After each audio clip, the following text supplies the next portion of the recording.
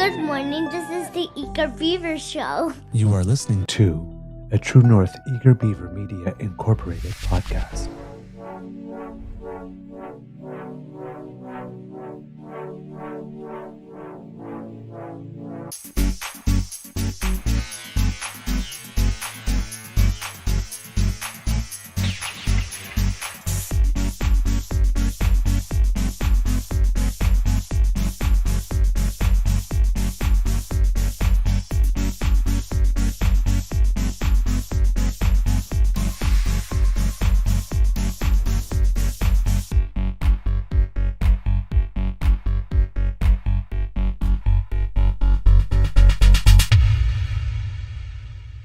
The True North Eager Beaver podcasts are proudly brought to you by our founding sponsors, the Misfit Mysteries from Corvid Moon Publishing, your source for science fiction, fantasy, and cozy mysteries featuring a broad diversity of characters, CanadianTarot.com, your uniquely Canadian online eclectic tarot community, and the Peppermaster, hot pepper sauces made from farm-fresh ingredients to thrill your taste buds and expand your mind.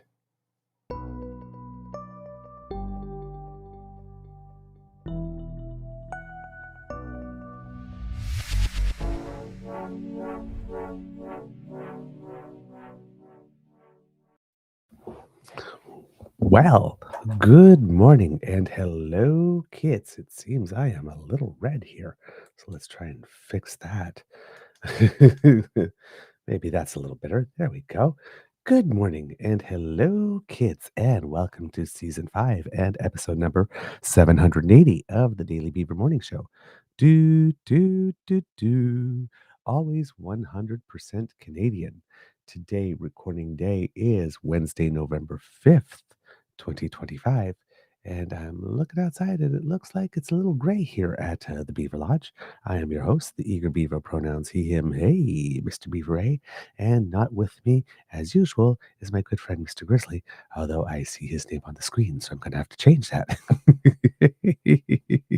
Because I am definitely not at Polly's World 2005. Big thank you goes to our podcast founding sponsors, the Peppermaster, the Misfit Mysteries from Corvid Moon Publishing, and PsychicTarot.ca. Kids and Cubs, how is your mental health doing today? I am doing well. I'm still a little tired because, like as I mentioned the night before, was a little bit of a shorter night, given that I was undergoing some post-concert bliss. And yesterday we had a 9:20 curling match, which always sends me to bed immediately. Sends me to bed after my regular bedtime. So yeah, I basically walked through the door last night and looked at my beaver sweetie, gave him a kiss on the back of the head, went to the bathroom, shucked my clothes, and went immediately to bed, which provoked a, "Hey, what are you doing?" And I said, It's 12:20. The alarm clock rings at the latest at 6:20. I'm already only getting 6 hours. I'm going to bed." This beaver's tired. I did, and I remember climbing into bed and nothing else. I conked out immediately and pretty much slept all the way through until 6:05 when I woke up on my own and decided to stay in bed for an extra 15 minutes of snuggles because I gotta have my snuggles, and I wasn't awake for them last night, so so I got my snuggle time in. So I am in a good mood, very good spirits, although a little sleepy. I wish I could take a nap immediately after the show, but unfortunately, I have some appointments at 11:30, and I'm I'm feeling good. Just minorly disappointed in that yesterday we played curling, and unfortunately, one of our team members weren't there, so it was 4 against 3, which is always a tough order to begin with. And I was playing so well yesterday, but just not enough. The best way I can describe it is all my shots were going to the proper area code, just not exactly the right number. So I was like, either 1 foot too short or 1 foot too heavy, or things were going in the right way, and then the rock would just slow down and jump a little bit, and then rub against another rock instead of going around it. And it's just like all match long.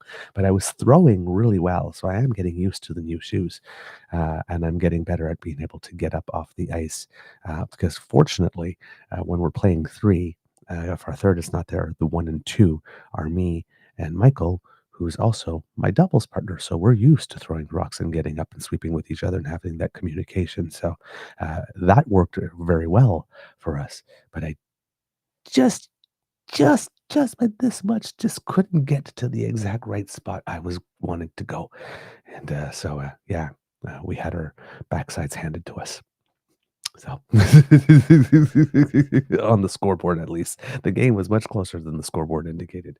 But it was just, I just want to be there. It takes so long to get used to new shoes and new sliders. I'm told. I thought it would be like just like a couple of weeks, but my skip said it could potentially take me the full year to get there. And uh, I love the sport, and I really don't necessarily care win or lose so long as I play well. But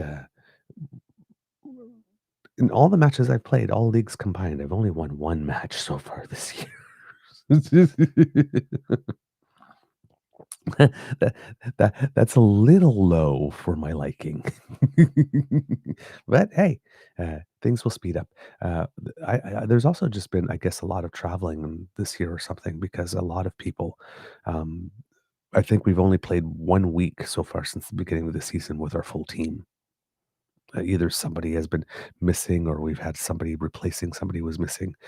So it's a bit of an interesting start to the year, not getting 4 or 5 games in a row with your full complement of your full team, and getting into a groove. Our third has played only 2 matches this year, right? And is already off away out of town for a full month. So it's a bit of trickier start to the season, but we gel eventually. We always have a terrible first round for some reason. I don't know what it is with this team, and then we sort of like, oh, maybe we should take this seriously, and then start showing up. Oh well, we play for the fun and the free beer when we lose. It's not a bad deal. All right. uh, I'm going to take off the glasses, kits and cubs. I was wearing them earlier, but they are for distance and not for nearsightedness. So the screen is actually a little blurry. There you go. So, but you got to see my intellectual look. I put on the glasses. It's my superpower.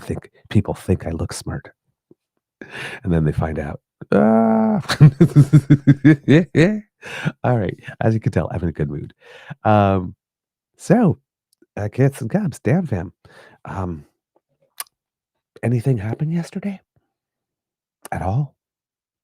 I heard there was a budget, but um, there was drama that kind of pulled focus from the budget. Some member of the Conservative Party uh, picked he picked a fine time to be a loose wheel. Oh man. Well, I did not expect that type of excitement yesterday. If you happen to be living under a rock, you might have missed that a conservative MP who goes by the name of Chris D'Entremont, as a francophone, I would say Chris D'Entremont, but I'm guessing that he pronounces it D'Entremont, who represents a riding in Nova Scotia, the riding of, I think it's something Acadie. I can't remember. Acadie Annapolis. There we go. I had that. Um, a different kind of AA. Ah. But yes, he represents Acadie Annapolis, previously known as West Nova, in the House of Commons, and he's been representing it since 2019. Chris D'Entremont has also, in the past, been a deputy speaker of the House of Commons. The Conservative Party of Canada, the current iteration of it, if you remember correctly, in the very, very early days of Pierre having officially become the leader, there was a conservative MP named Alain Reyes who was not particularly aligned with Pierre. In fact, in the leadership race, he supported another potential leader.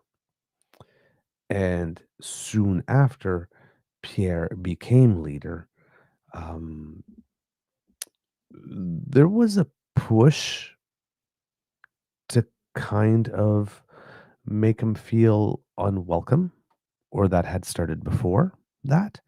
And Alain Reyes, who had openly, very openly, obviously by supporting Jean Charest, but probably did and said more on his own than just supporting Jean Charest. Um, it was very clear that he was not particularly supportive of Pierre Poilièvre. And well, Alain Reyes is no longer a CPC MP. Now, somewhere along the way, um, as you know, we know now, especially past the federal election, the Conservative Party of Canada under Pierre Poilievre doesn't treat other people who identify themselves as conservatives, wherever they may be on the spectrum, whether progressive conservative or hardcore conservative or really, really right wing, almost PPC type conservative.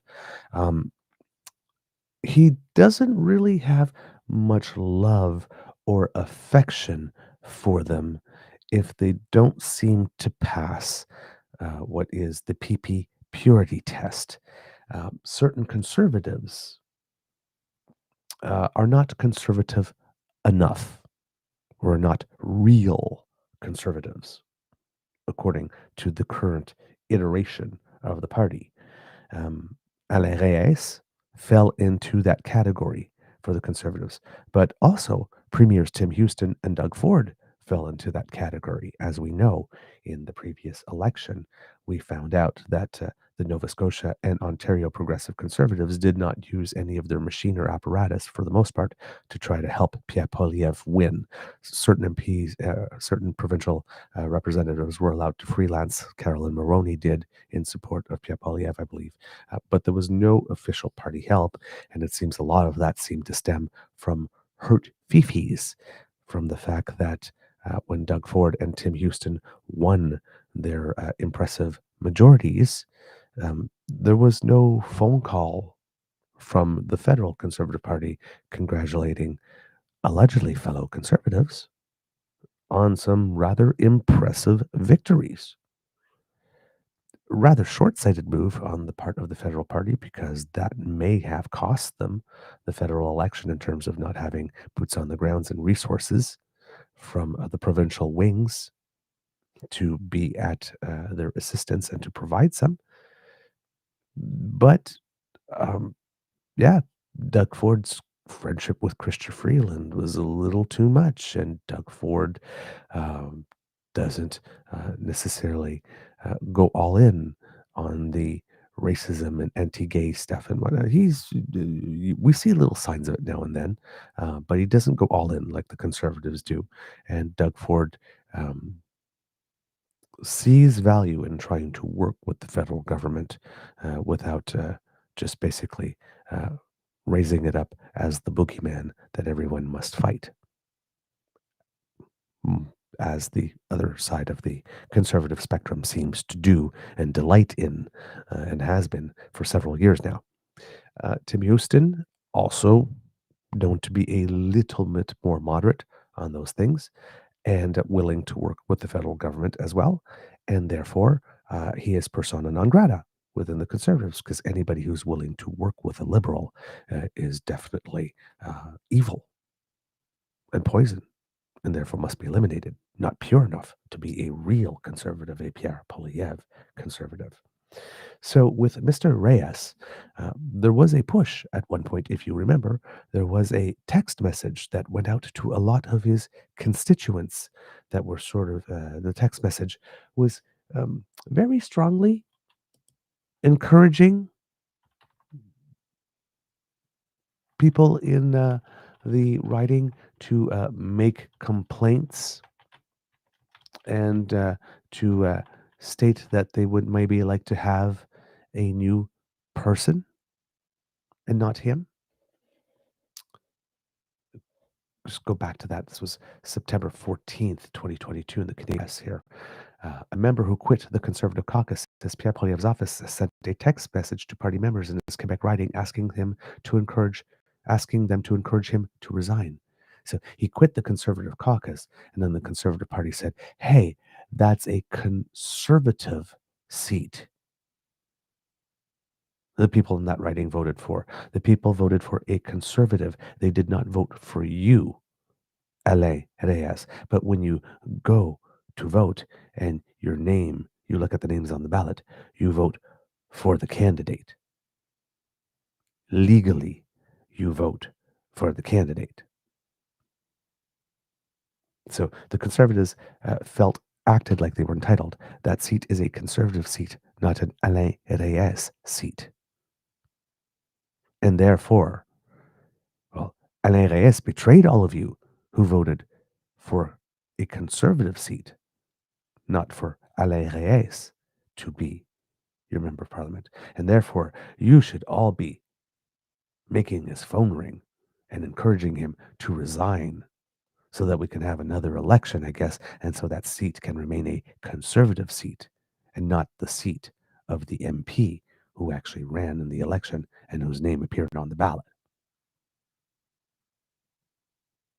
Conservatives are a little entitled. So, yeah, um, the text message seen by the Canadian press, and please put a pin in this, what the text said, because this will come up again in the show. The text message said that Reyes has decided not to fight inflation with Poilievre's team and encouraged recipients to call the MP's office and tell him to resign. Reyes had no plan to resign at the moment. He was leaving caucus, but not leaving his seat, and still wanted to represent his constituents.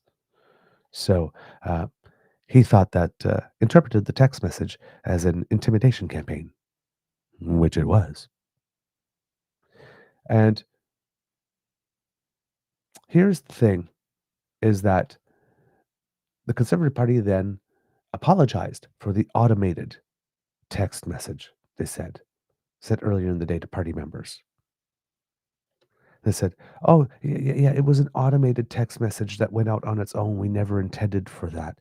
And which also begged the question, as we said on the show, okay, if we accept that what you're saying is true, how did the text of the message get generated? Was that automatic too? Or was that somebody deliberately doing that? Because had nobody composed a text that could have accidentally, so we are supposed to believe, be sent in an automated manner,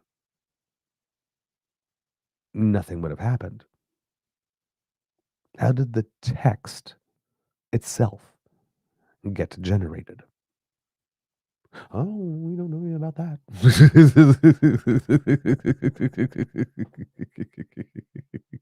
But that was the first sign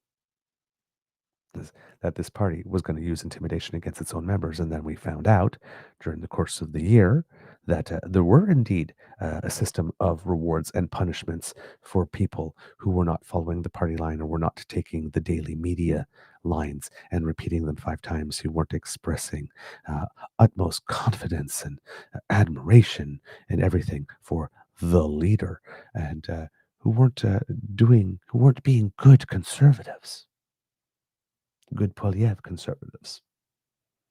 So we heard about that. And then during the election campaign, we found out about other people who who were annoyed with Pierre. And then Pierre lost. And then we heard more grumblings about people who were annoyed, particularly when Pierre decided he was going to stay on. But not enough, right? The line from the Conservative Party has been the line from the Conservative Party since Pierre came along. Pierre is inevitable. Are there any threats to his campaign and his leadership? Nah, there's no threats. Pierre's going to probably win that by-election in no problem flat. And he did, no problem flat, but nobody expected that an independent candidate would come out of everywhere and galvanize almost the entirety of the anti-Poilièvre vote. That sent a message.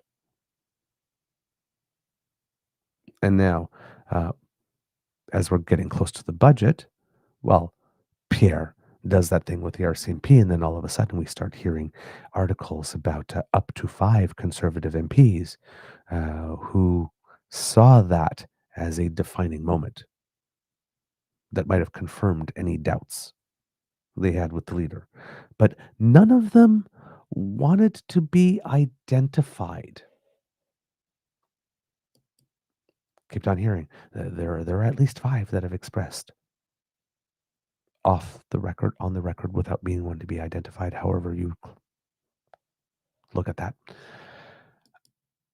That changed yesterday with Chris d'Entremont.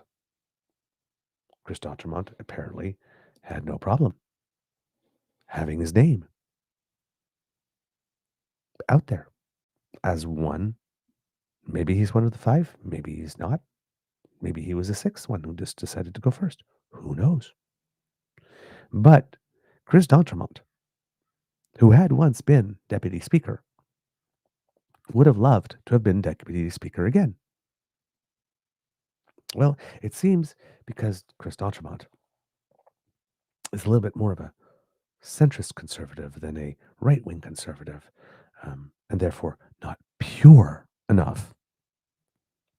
He did not get his party's backing to be put up as a potential deputy speaker.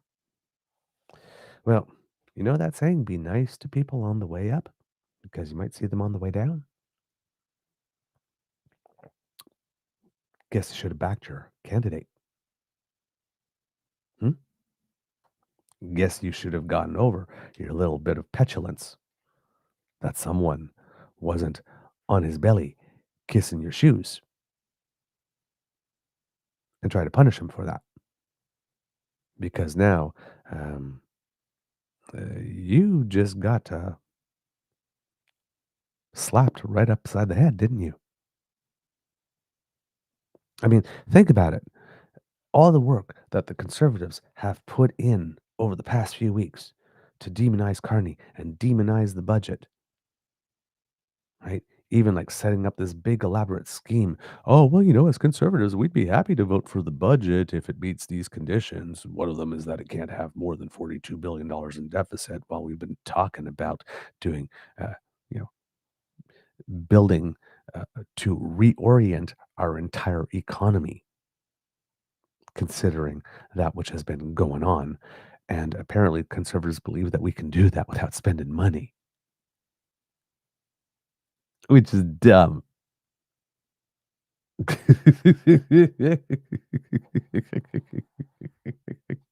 It's just dumb.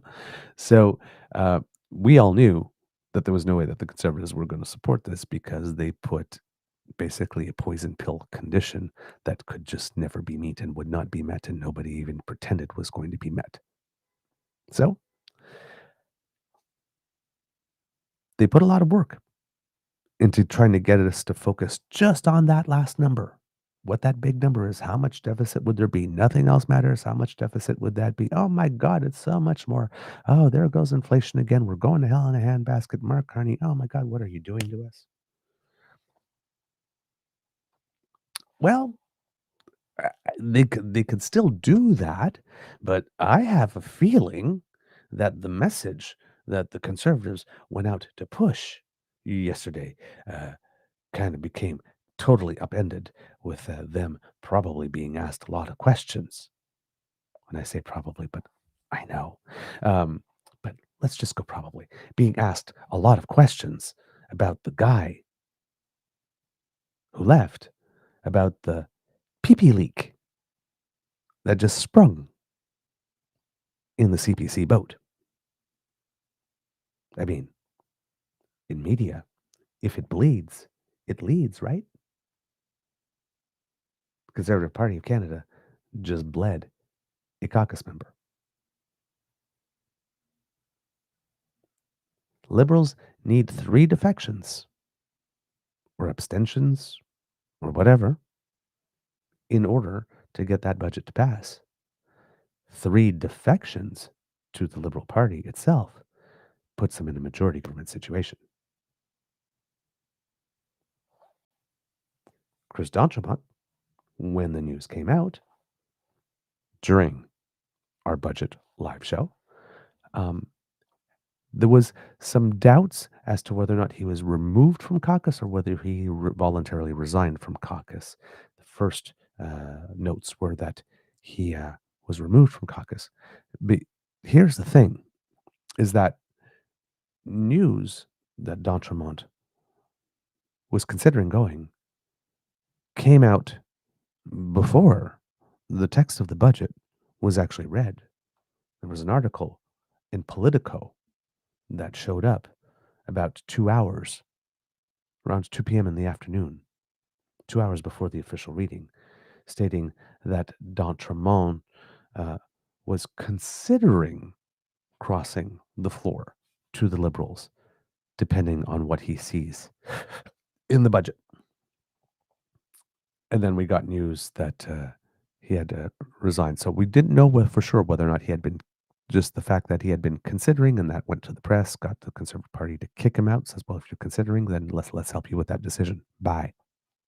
All right, that does happen.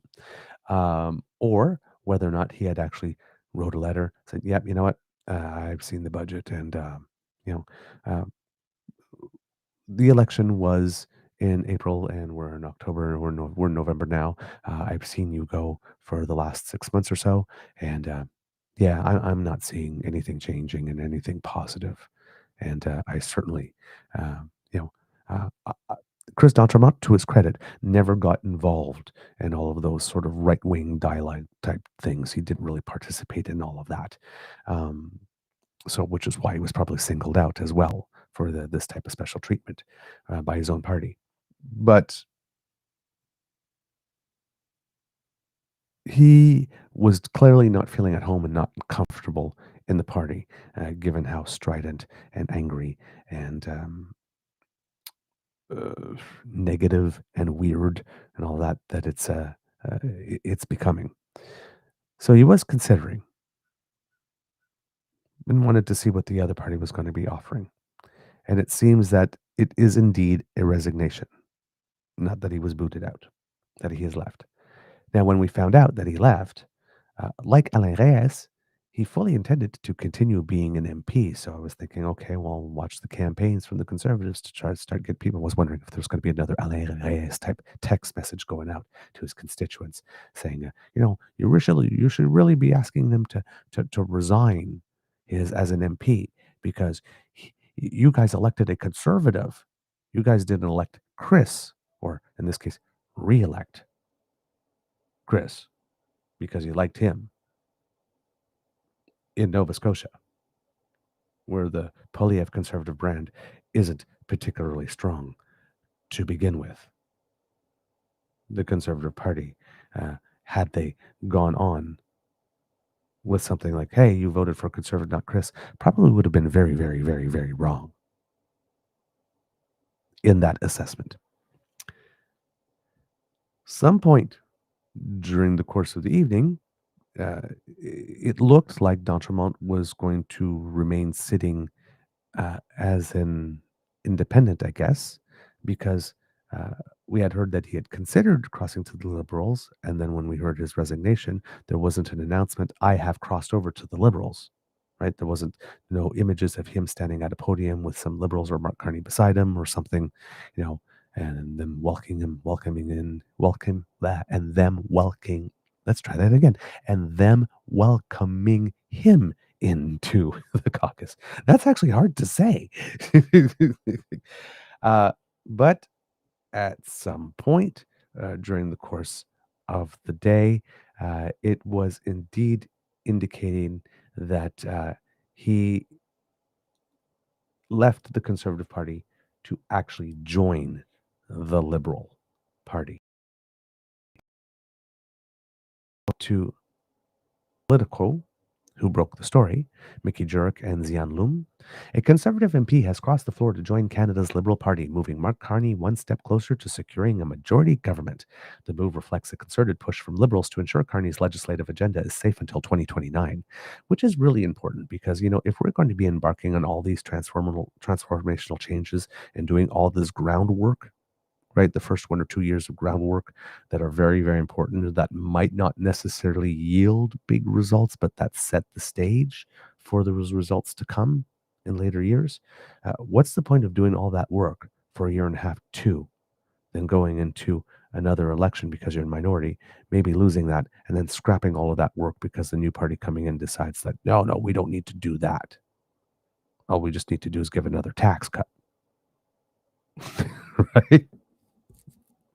So, and we said this during the election, after the federal election results, that my disappointment was that it was a minority, in the sense that it doesn't give Mark Carney a solid 4 years without any doubt to really lay down the groundwork and start seeing some results, right? Like, for example, one of those, the high-speed train project, was to get construction started within 4 years rather than 8.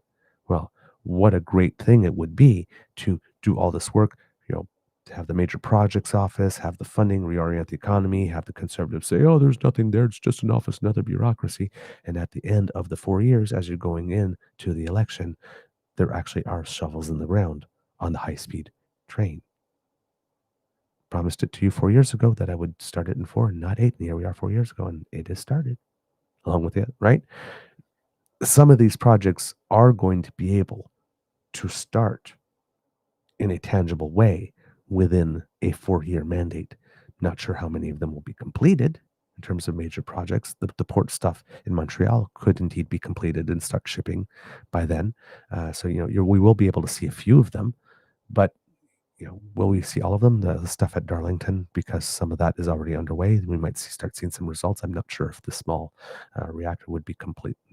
I don't think the small reactor would be completely built in the next 4 years, but it could be very well underway, right? And you could have something that you can point to. So, and then you can run on that. So you really wanted 4 years. I mean, what Mark Carney is doing is presenting a plan that's 8 to 10 years to fully develop. So you want him to at least get the 4, and hopefully, if things are going well, then gets reelected to finish the plan, and then we can do that orientation. The last thing you want to do is take on a big reorientation of your economy and then interrupt it somewhere in the middle and have someone else again change all the cards or undo the work, because this is work that we've needed to do for a long time, and we haven't. Because, well, we got inactive and lazy, because we had one big client south of us who was like, yeah, you got more? Sure, we'll take that. We'll take that. We'll take that.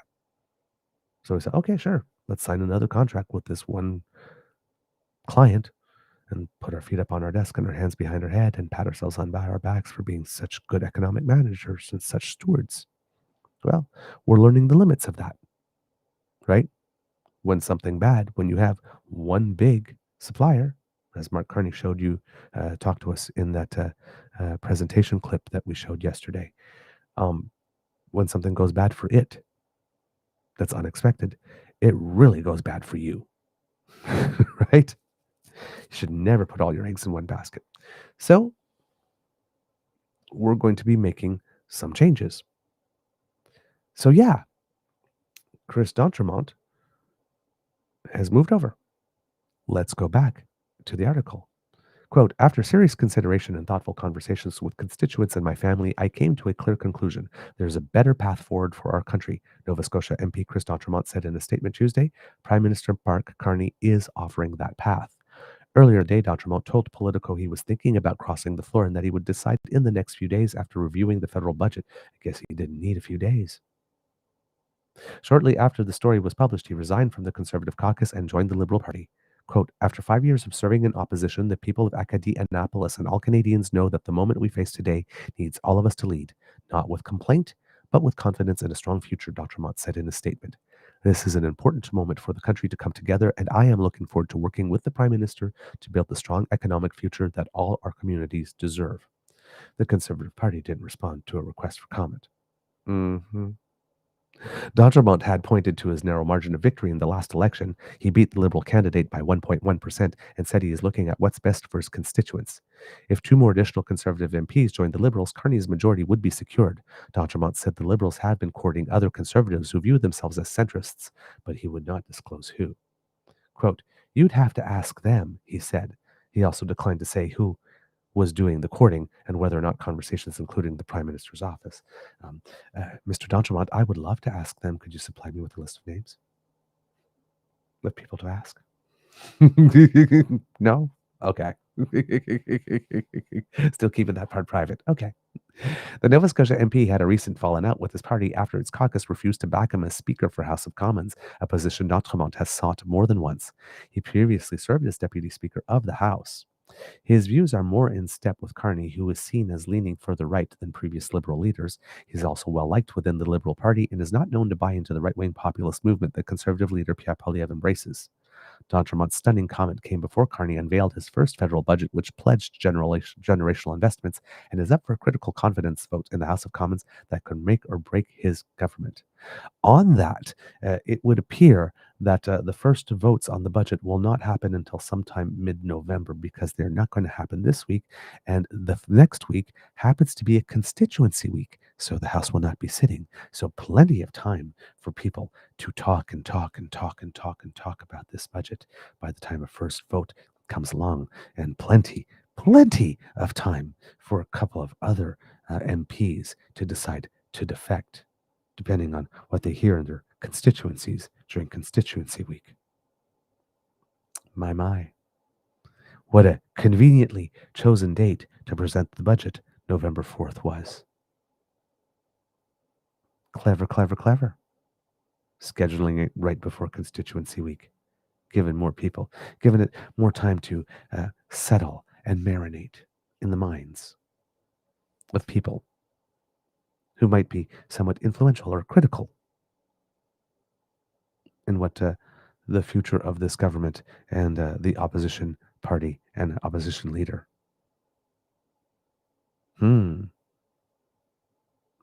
Yeah. Interesting. All right. Let's see what else we have here. He did not sit. And a gentle correction on myself, it looks like he was running for full speaker and not just deputy speaker this time around. It's like, hey, I've been deputy. Yes, I've shown you I can do it. Let's put my name in for speaker. And it didn't happen. Okay. Let's see here. He did not sit with the Conservatives when the budget was read aloud in the House. He walked out of the House with the budget in his hand. Chris made a decision. Remember what we said about Alain Reyes when they said Alain decided not to fight inflation with Pierre Poilièvre? Here's what they say about Chris D'Entremont. Chris made a decision, and he made a decision not to fight inflation and not to lower the cost of food and not to do any of the things that he was sent here to do by his constituents.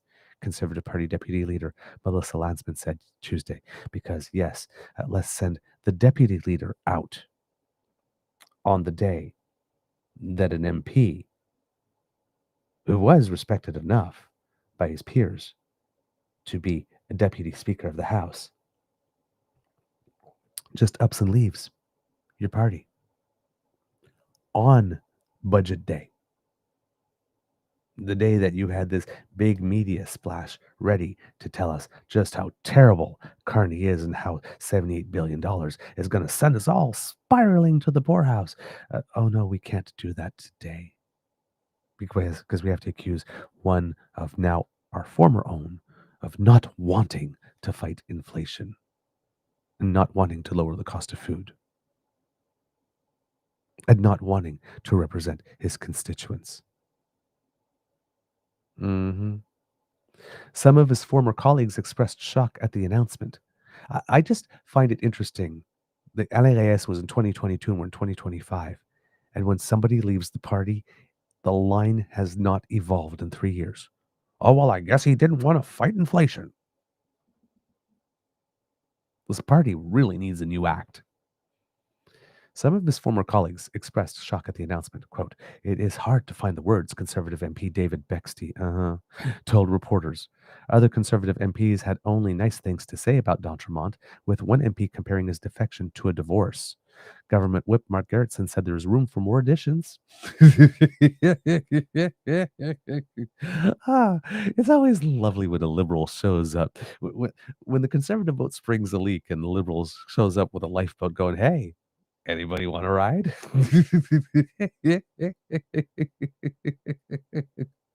You don't even have to paddle. I'll bring you to shore.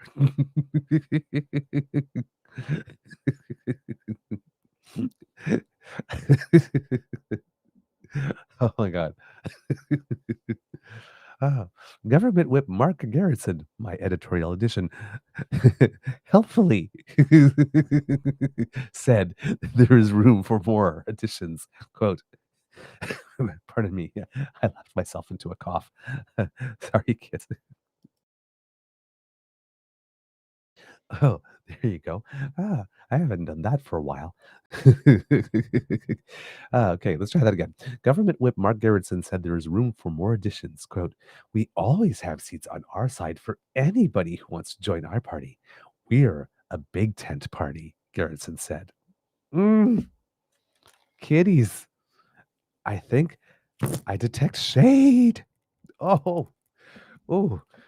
When you have to end a sentence like that, there's room for everyone in our party. We're a big tent party. The unspoken part is, unlike those guys. Tiny, tiny, tiny, tiny little tent. Tiny tent. Quote, "The reality is what we're seeing in the conservative political party is that the progressive movement is dead," he added. Chris D'Entremont is a progressive conservative and he's looking for a new home. Carney, a former central banker who campaigned on being a bulwark to Donald Trump, was elected in April with a minority government just 3 seats shy of a majority mandate. In recent weeks, Poilièvre, a right-wing populist leader, has faced criticism from within his caucus, from calling the past leadership of the National Police Force, quote, "despicable," accusing the former brass of covering up for then Prime Minister Justin Trudeau's scandals. Oh, by the way, that word despicable, conservative MPs were using it against Supreme Court justice when they made that decision about mandatory minimums. Yeah. "Oh, justices are despicable." Rah, rah, rah, rah, rah, rah. I, I, f- I, f- I keep on waiting for the Conservative Party to to do a commercial with Daffy Duck. Ah, despicable. At some point, because they're really behaving like cartoon characters here. It would be very fitting. Polyev later walked back the comments, but conservative MPs who lean moderate were put off by his comments. It exposed a rare sign of disagreement within the party's typically united front, and came as Polyev works to convince his party to keep him on as leader ahead of a leadership review in January. Oh, yes. What a wonderful thing, eh? We have a leadership review in January, November to December, December to January. Oh, that's in about 2 months or so. Oh, and MPs are leaving your ship as other people need to vote on whether or not you're a good fit to remain as leader. I'm sure that's the type of press that you want going into that type of event. Pierre's having a very bad last few weeks, isn't he?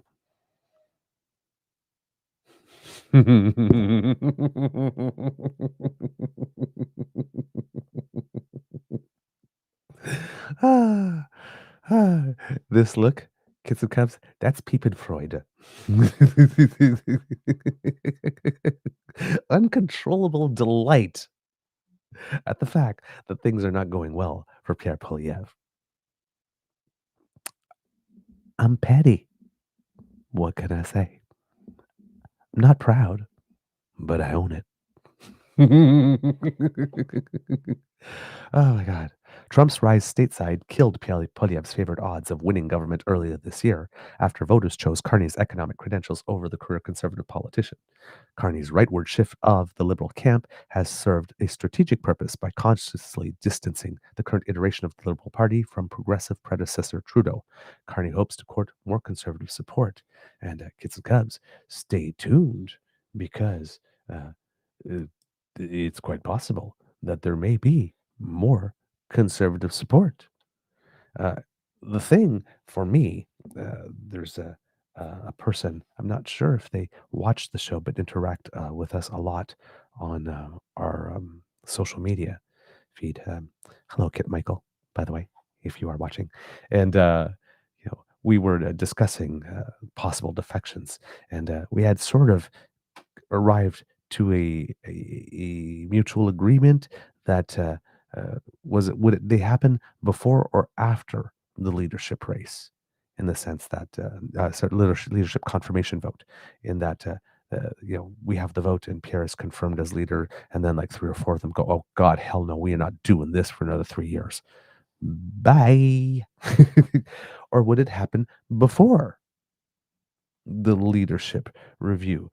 Now, when we were talking before the leadership review, however, the possibility of before the budget never entered into either of ours' minds. So that it's happening already substantially increases the odds that two more could defect before the leadership vote. And were that to happen, then, well, what would be the point in holding a leadership vote? I mean, if Pierre, under his leadership as a recycled leader of the opposition, because he didn't win a seat the first time and then had to go get a do-over. So in his second time around as a leader of the party, leader of the opposition, I should say, not leader of the party, but second go as leader of the opposition, one of the first things that he does is go and lose about 3 MPs and turn the shiniest silver medal in political history into a majority Carney government. Seems to me that do you think that this guy is an exceptionally wonderful and fantastic leader, the person that we need to stay with for the next 3 years to lead us into the next election and finally defeat the liberals?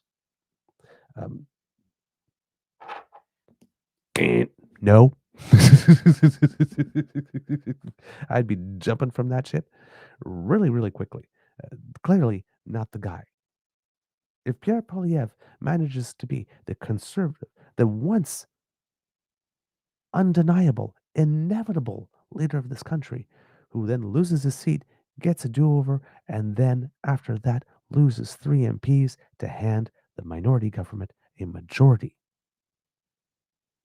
he's got to go. That's basically people writing him from his own party, writing him his own pink slip and saying, get the fuck out yesterday. Again, not that I'll be devastated, but ooh, darlings, we have drama. Clutch pearls. Mm, mm. Sometimes I wonder if I'm a bad person because I delight so much in this. And then I have some chocolate and the moment passes. Okay, so we have Kit Argosy going, a smiling beaver is the best beaver. Isn't it though? Isn't it though? I don't know. It's like Christmas came a month early. Budget time. It's the most wonderful time of the year. Oh, bad things happen to conservatives, make beavers happy. It's just it's chemistry, physics. It's just science. It's just science. It's a natural reaction. Nothing can stop it. Bad things happening to PeePee conservatives in particular makes the beaver particularly happy. It's like a little booster of happiness. It's happy news to start with, but then seeing PeePee get his own comeuppance, just, I don't know, just like a little extra jolt of electricity to it. I cannot listen. This is a terrible thing to happen to any party, objectively. But I'm sorry. I would like to be a better person, but I cannot bring myself to feel sadness for people who behave like terrible people. I'm not going to say that the Conservative Party politicians are terrible people. I would like still to believe the Pollyanna in me that these are people who, in normal circumstances, would be fine and decent and all of that. But power being just that close sometimes does things to people, makes them make choices that they maybe would not make in other circumstances if the prize was not so big. Uh, I think that I would like to believe that there are a certain number of people that have temporarily taken leave from their senses and moral compass because victory was at hand. And who might wake up one day thinking, "Ooh, gee, that's gonna be on my file forever, isn't it? I might have been wise to make better choices somewhere along the way." We'll see. We'll see. But yeah, conservatives not having a good moment. Speaking of, let's take a little look at Melissa Landsman. Since we were talking about her, we're going to be able to see that answer that she gave.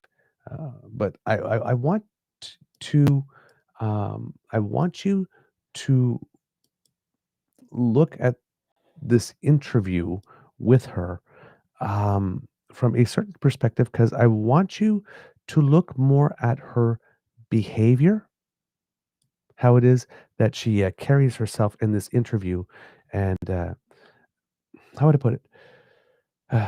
She really, really, really does not want to be talking about this at all. At all. Uh, and I would just want you to take a look at the behavior specifically. The answers, you have a little bit of an idea of what the answers are going to be, right? I mean, she started, well, I guess he decided that he did not want to fight inflation. Um, right? And that's not that just seems to be a go-to that the party has in their filing cabinet somewhere. Oh, somebody left us. I guess they don't want to fight inflation. Just go out and say that. But take a look at the interview. Um, look at things like when she starts talking, when she starts answering, uh, uh, the things that she slides into the answer, and then when you have an interviewer and an interviewee, there's a dance that happens with the questions and the back and forth. And watch her, especially at the beginning, really, really, really. Um, if for any of you who have some ballroom dancing experience, really trying to lead from the follow position, or as some of us would say in the gay community, trying to top from the bottom. All right. Uh, kids and cubs, for your, um, I'm not sure if I could say viewing pleasure, but for your edification, the one of the deputy leaders of the Conservative Party of Canada, the deputy leader of the Conservative Party is getting wired up right now, and I'm hoping Melissa Landsman can answer some very specific questions. I think you're there and ready to go, Melissa Landsman. What's going on with Chris D'Entremont? We're not talking about the budget. We'll get to Just, that. I would hope we could take a few minutes to talk We about absolutely will. generational debt that we've just been piled. Well, we will. All right. So, right off the bat, trying to present herself as being humorous. I hope we have time, but right away, criticizing the journalist for wanting to ask about the thing that bleeds, which usually leads on the budget. Right? I guess, and then throwing in there, oh my God, that generational deficit, right? Just throwing, so she really does not want to be there participating in this. Let's keep going.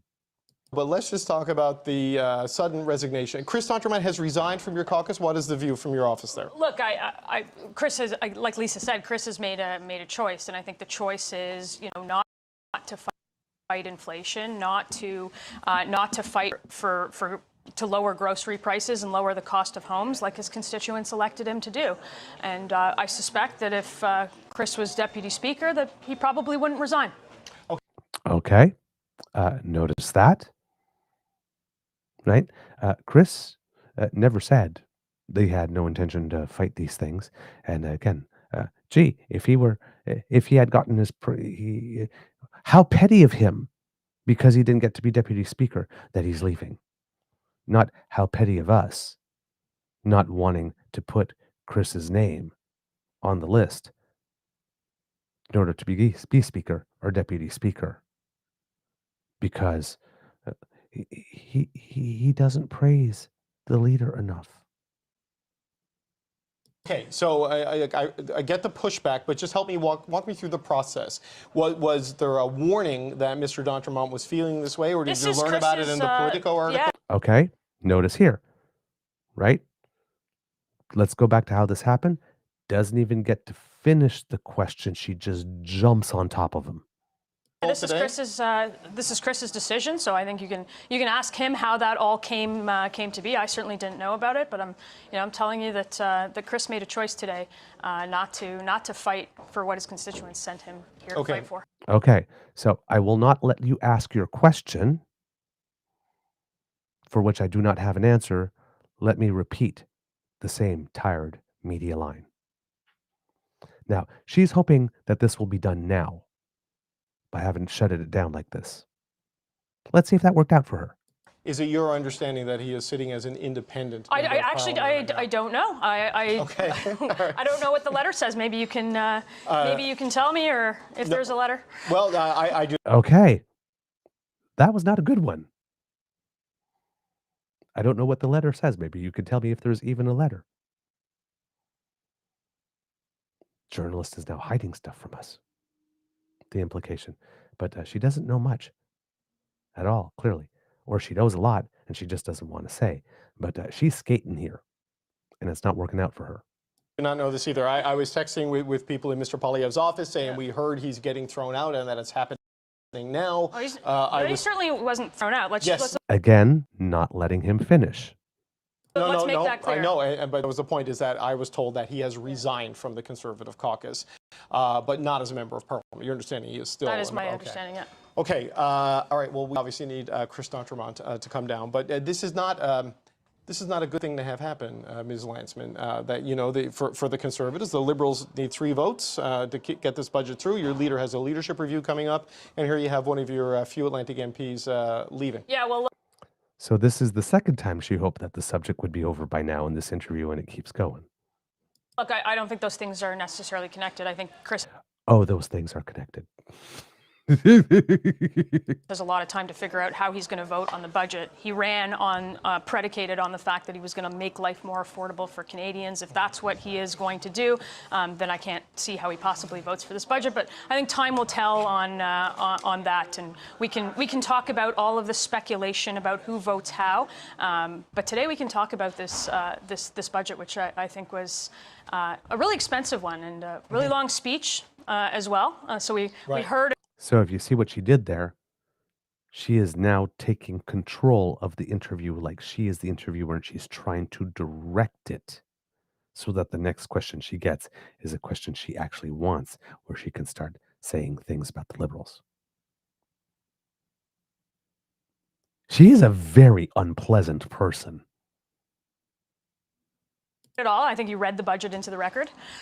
Well, you know, it is the moment for the finance minister today. It's a lot of moments. But the deficit, $78.3 billion this year. It's not the $100 billion that some projections had. It is right around that 75 Well, to 80. I don't think you get a prize for not. And again, now that she has the interview on the subject that she would prefer, she still won't let him finish the question so that she can get her lines in. He's a very, very, very rude guest. Being $100 billion. No. But it's in that 75 to 80 billion sort of range, well above the 42 billion that your leader put on the table, and the industrial above the 60 that he promised. Also, just in the election campaign, he costed his platform at about $60 billion, and he broke that promise too. Well above what every family can afford. This is $90 billion in new spending. It's $300 billion of new debt at the end of that 5-year cycle, which is $20,000 per family of new debt in this country. You'll notice that she did it again in that answer. Cut him off and then went into her pre-prepared lines. It's like watching I don't want to say two chihuahuas, because in the sense that I don't want to insult David Cochran as a chihuahua. But it's like watching two squirrels or something like that fight for dominance or something. She wants to dominate this interview. She wants to run this interview. She wants questions only that she wants, that open up the doors for her to say all the terrible things about liberal budgeting, all the typical CPC, well-worn, tired lines that we know. But she doesn't actually want to participate in an interview or discussion for the sake of informing the Canadian public. Right? This is be aggressive, be assertive, try to dominate the interview. Do not let the journalist do what the journalist wants to accomplish here. And if I can, try to do the journalist job for them. Well, this is the biggest. This is the biggest budget outside of COVID. It is double what the last prime minister, who actually spent more than all prime ministers combined in his tenure. There's actually about $154 billion in new spending, but it's offset a little bit by about $50 to $60 billion in reductions. That's right. So it nets out to a $90 billion increase, but the spending goes even beyond that. That's right. And if he doesn't make, if he doesn't make those the cuts that he says he's going to make, then we can be in the $100 billion range. But now you notice Cochran's starting to get frustrated with her. You can see it in the body language because she keeps on cutting him off. Sort of the assessment, I know the conservative view is different than this, but a lot of economists, and we heard from the central bank, from Tiff Macklem, that monetary policy has done all it can to deal with what's happening with Donald Trump. Fiscal policy and industrial policy need to take the lead here to sort of help give the economy the tools it needs to reorient itself, and workers and businesses the supports they need to survive. So that is a big part of what's happening here. Is there any value in that you see as you look through the measures on like the tax side? I think there are lots of ways that you can get that done. You can get the regulations out of way. You can rather than raising the industrial carbon tax, you can lower the industrial carbon tax, or frankly scrap it altogether. You can get rid of the stuff that stops us from building what we need to build in this country. But more importantly, if you're a Canadian looking at this who has been struggling to put food on the table, who's been struggling to put a roof over their head, who has been struggling with the affordability of everyday life, there is nothing in this budget for you. And I think Canadians right across the country, from coast to coast to coast, are going to look at it and say, what about me? What are they doing to help me today? And I think that's what we're hearing from coast to coast, and I think that's what every other opposition party will hear when they speak to Canadians. Yeah, there is a list of affordability measures in the budget on page 24, but it is things that we have heard prior to budget day, right? The elimination of the carbon tax. And today... Okay, as she does it again, cuts him off again, won't let him put any type of narrative. I want you to look at her body language, the way that she is sitting right now. And this is another indication that she does not want to be there. The bottom half of her body is facing close to camera, but from the waist up, she's twisted like this. And then her shoulders are back this way from him. She's creating physical distance from him This is body language that indicates that you know that you're in for questions that you don't like, and you are bracing yourself so that you can right? This type of behavior, this type of body language is, I'm trying to create distance. I'm trying to push you away. So she really, really, really does not want to be there.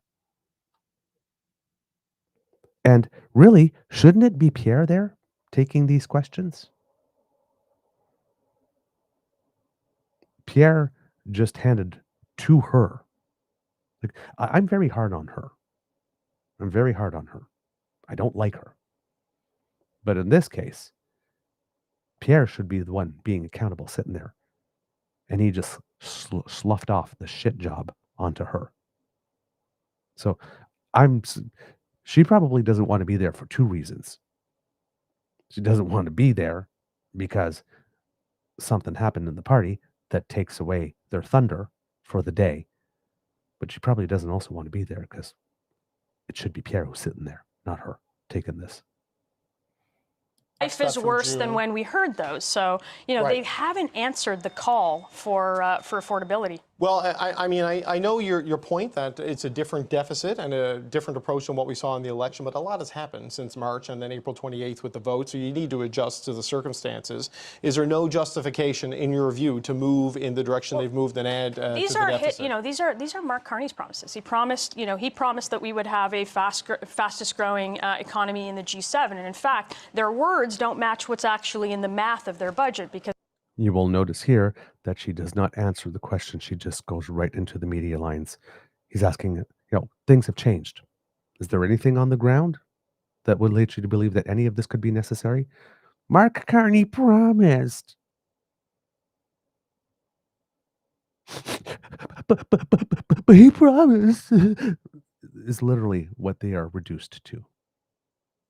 Their budget clearly outlines that investment is fleeing this country every quarter until the end of the year since he's been prime minister. He said that he would have the lowest debt to GDP ratio. He just changed the word debt to deficit, and he's revised that anchor. Mm-hmm. So that's not there anymore. These are Mark Carney's promises. They're not my promises, and they're what Canadians expected. So if you're going to measure him against his expectations, I think he's failed that test with this budget. Okay, so it's very clear then the Conservatives will be voting against. We cannot support this budget. We cannot support doubling the deficit, doubling the debt in this country, and not a single measure of affordability for anyone who is desperately asking for it in Canada. Okay, but the counterfactual on the other 2 points you raised there, getting the deficit down to the $42 billion means either much larger cuts to the civil service, well beyond the 16,000 full-time equivalent jobs they're eliminating here, orders of magnitude beyond that, or not doing the infrastructure investment, the tax incentives that they're doing, because there's a cost to those.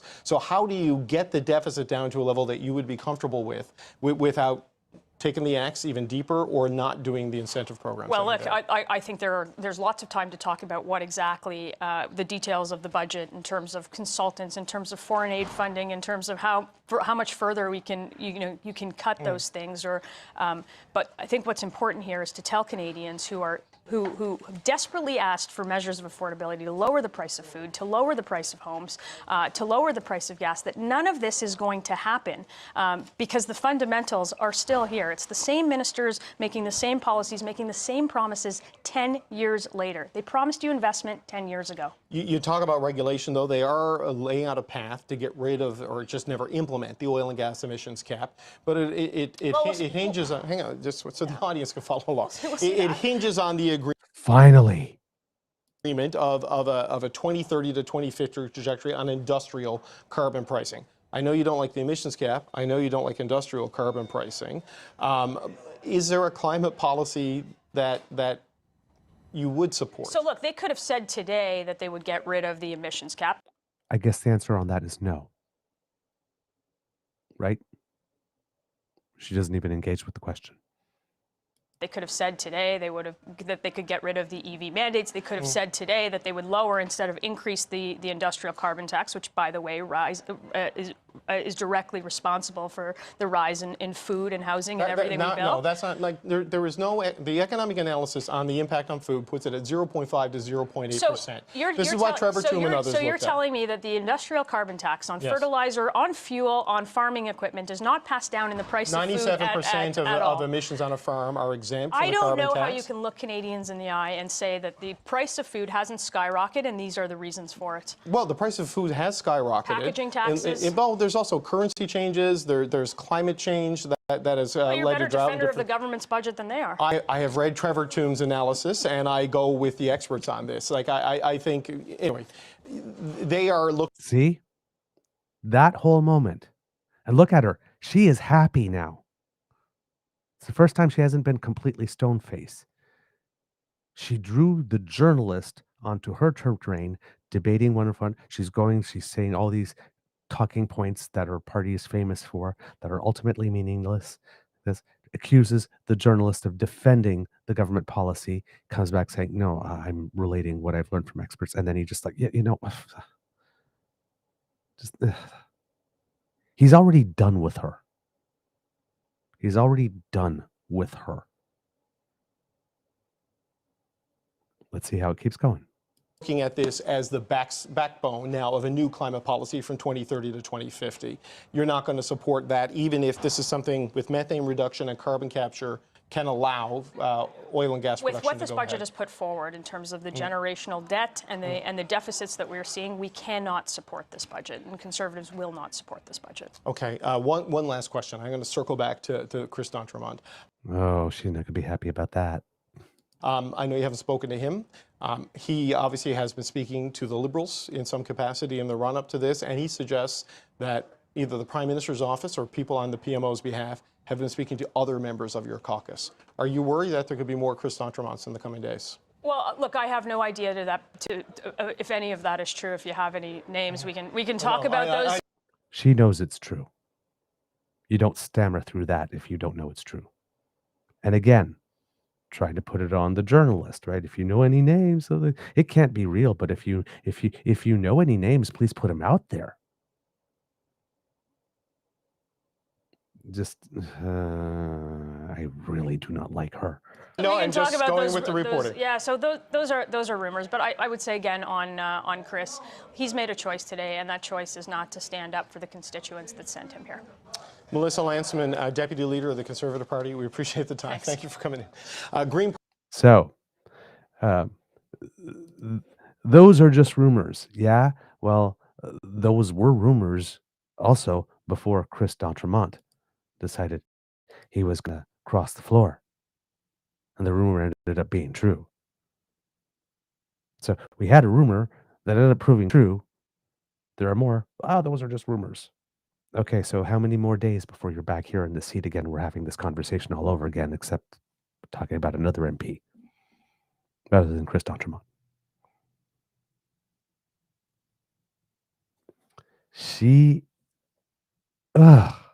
I cannot stand her.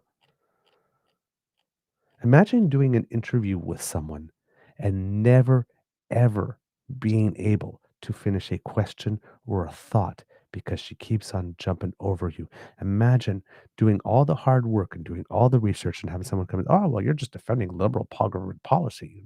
Just being dismissed like that. Imagine someone turn, oh, well, I'm going to try to make you look foolish during your own interview.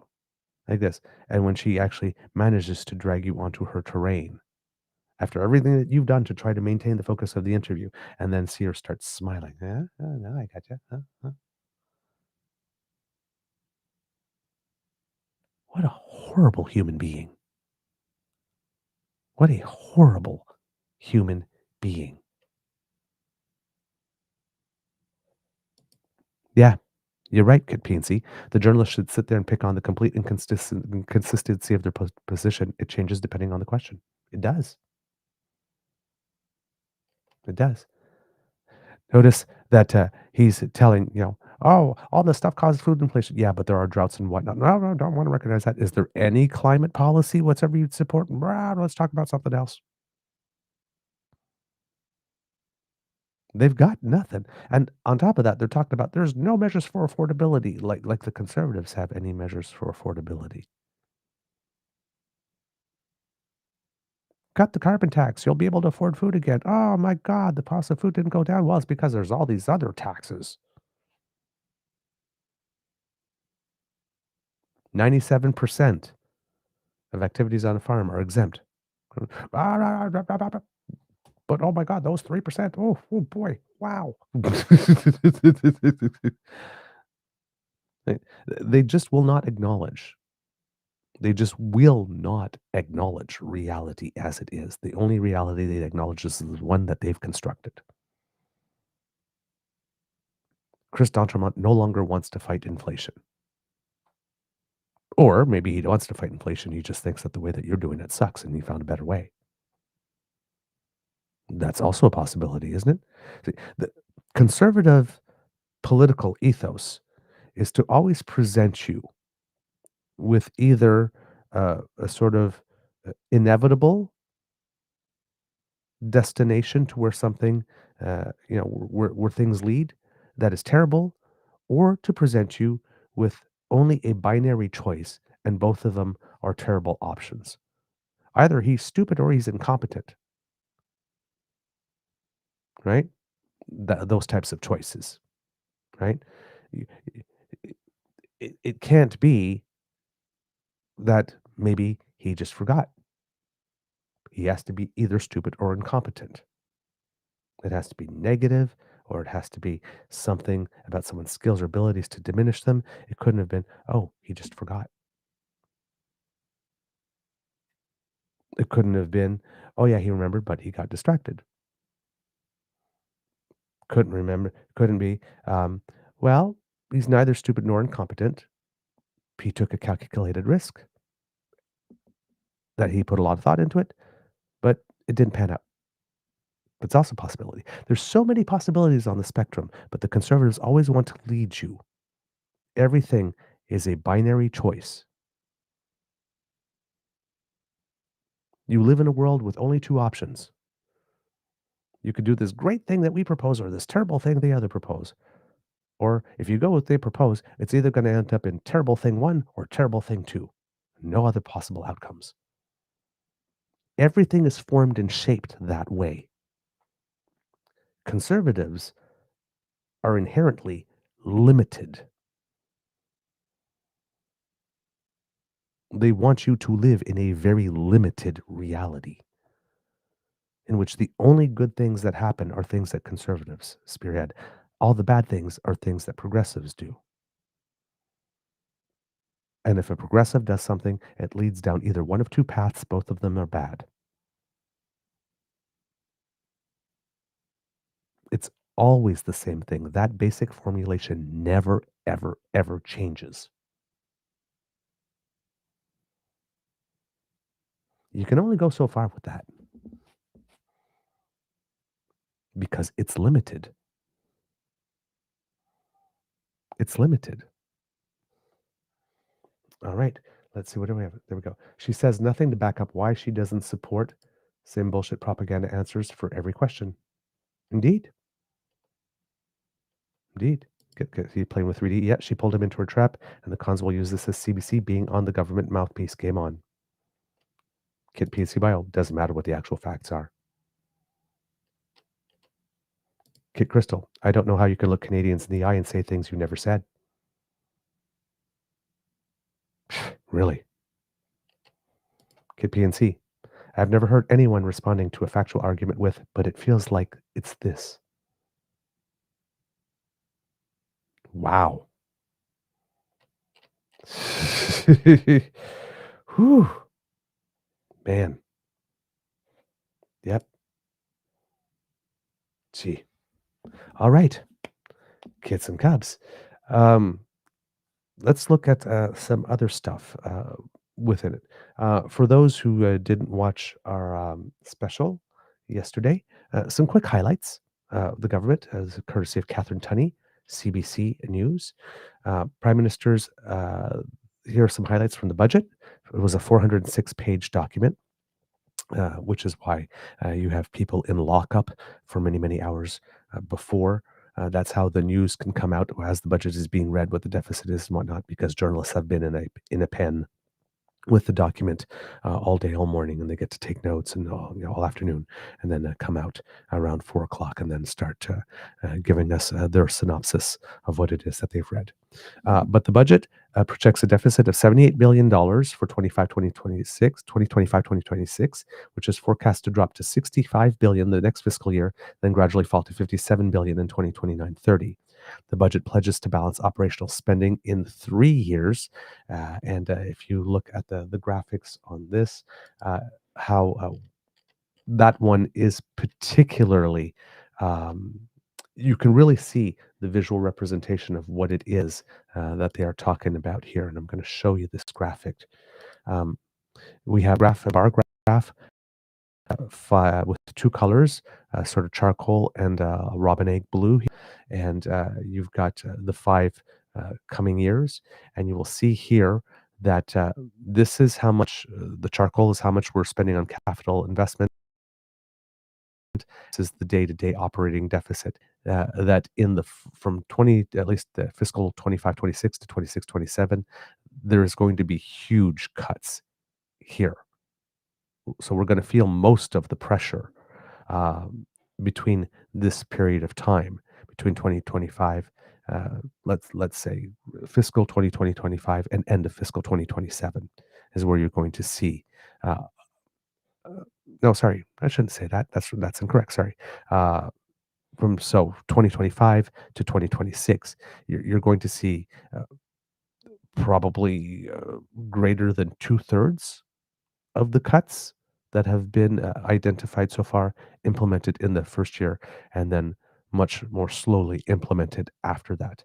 Here, you can see capital investment taking a decent boost in 2026-2027, and then remaining somewhat constant year over year. So the difference here that you see between where the bar ends in 2025-2026 and how high it goes in 2026-2027, this is now a permanent feature for the next 4 years in increased capital investment spending. So I like this graph because it gives you a visual representation of what, when Prime Minister Carney says spend less, which is the blue, in order to invest more, which is the charcoal here. And you can see it very, very clearly in this representation. I like this one. It's particularly well done. All right. What else do we have here? So the budget pledges to balance operational spending in 3 years, as we showed. Still, this year's deficit is far more than the $42 billion the last Liberal government promised it would be, and what the Conservatives said they would be willing to support. Budget also calls for some $141 billion in new spending, as David Cochrane mentioned, but it would be offset by billions in cuts and other savings. And when they did their comprehensive expenditure review, they have found up to $60 billion over 5 years that can be saved. The plan will save about $13 billion annually by 2028-2027. And so when you add other savings and revenues, so there'll be about $60 billion that offsets that $114 billion for 141 in new spending. So it ends up being really about 81, if all of this gets implemented, $81 billion in new spending over the next 5 years, which we definitely have the fiscal capacity to handle, according to 2 former parliamentary budget officers, 1 former assistant parliamentary budget officer, and also high-level officials at the International Monetary Fund, regardless of what Conservatives say. The budget promises more taxpayer dollars will go towards nation-building infrastructure, clean energy, innovation, productivity, and less on day-to-day operating spending. This new discipline will help protect social benefits the budget promises. The public service will see a drop of about 40,000 positions over the coming years. And for those who are wondering about that, the size of the federal public service had already started to decrease. So this is not something that's starting this year and is going to take a hit, but this is something that has already definitely started. So if we look at this graph here, you'll see we reached peak public service employment in 2024. where we had, I think we're looking at close to 400,000 positions, just under. And you will see that there's already been a big drop of at least 10,000 positions from 2024, 2025. And that trend line is going to continue here.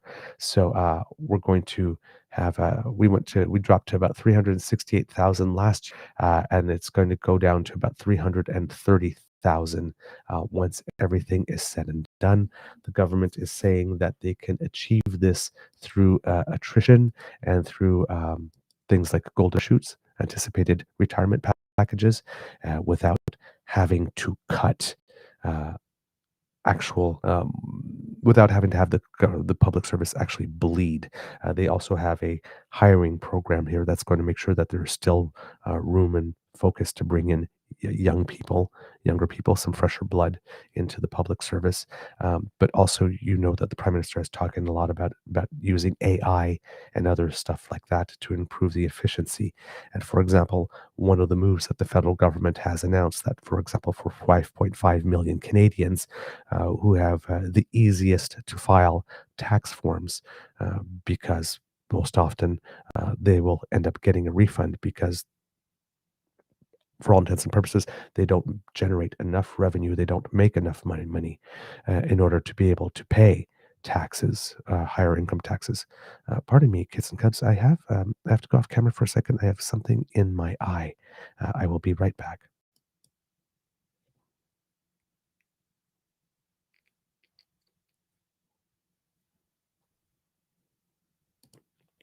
There we go. Sorry about that. I was blinking a little weird, trying to get that speck of dust out of my eye, and it was not working. All right. So, yeah, when we're talking about those tax filings, um, the people that have the easiest to file tax forms, um, those forms can essentially be auto generated through AI or whatever, right? And these people, by doing that, will be entitled. No, will not be entitled. Let me put it this way, because they were always entitled, will now be able to get every deduction and government dollar that is supposed to come to them. Some people don't fill out their forms. Some people, whatever the reason, or don't know about a certain benefit, so they don't tick the box, whatnot, and then they don't get it. So it was always for you to have to proactively opt in to whatever benefits that you could receive that you were entitled for. You had to identify, yeah, I'm here and I'm eligible for that benefit. Please give it to me. That is not going to happen anymore for them, right? They're automatically going to be deemed eligible, and the box will be ticked off for them. All those tax forms don't necessarily need to be reviewed, other than sort of, I guess, some type of perfunctory review to make sure that whatever computer system is doing this is working properly. But other than that, well, that's a lot of staff that can be freed up to do something else. Or if you're making these cuts through attrition or golden parachutes, these are tasks that no longer need to be done by humans. So I do see a scenario where it is indeed possible that the federal government will be able to reduce the public service workforce by that amount without having too big a drop in service, or without having to cut major programs.